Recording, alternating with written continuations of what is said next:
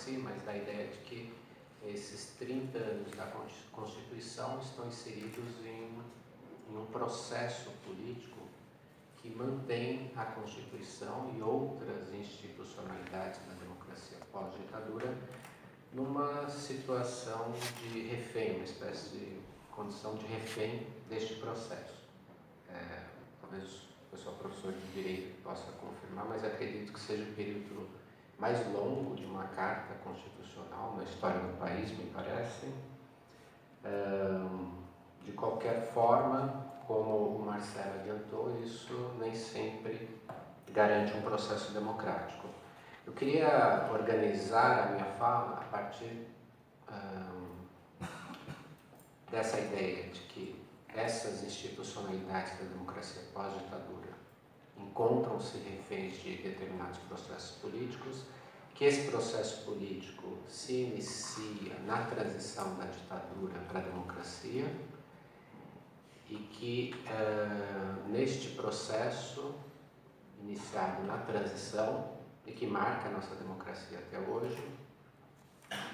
há um paradoxo entre movimentos e circulações de ruptura, mas também de continuidade. E esse paradoxo, esse duplo movimento aconteceram na mesma intensidade desde o fim da ditadura até o processo democrático atual.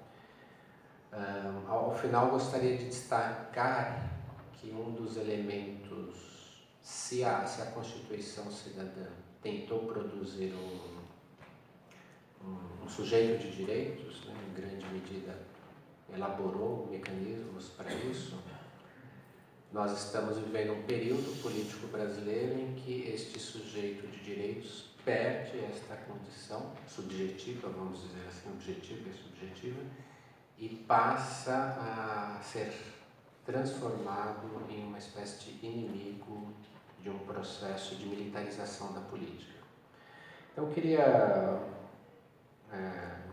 lembrar que, bom, a gente sabe, eu não vou desenvolver a ideia dessa quantidade de direitos, o Marcelo já colocou, aí lembraria hoje dos 30 anos do SUS, né, que é a criação de um sistema de saúde público, participativo, universal, integral, uma experiência realmente em termos globais muito importante e que nasce ali naquele processo da Constituição, mas também a permanência, de alguma forma já colocada, a permanência na Constituição de 88 de estruturas autoritárias e de uma certa ideologia de governo ou de Estado militarizada, né? A gente pode lembrar aqui do artigo 142, que mantém em uma democracia as Forças Armadas como as garantidoras da ordem, ou das várias ordens, né, descritas na Constituição, para não dizer de outros, como o próprio, acho que é o artigo 34, que autoriza esse tipo de intervenção militar que vivemos no Rio de Janeiro. Então, a ideia de que esse processo político se inicia com a transição, obviamente que nos demandaria uma discussão histórica grande, mas alguns elementos são interessantes, né? Se a gente for pensar a transição como um processo que se inicia em janeiro de 74, com o governo Geisel, e que ele mesmo nomeia de abertura lenta, gradual e segura, e que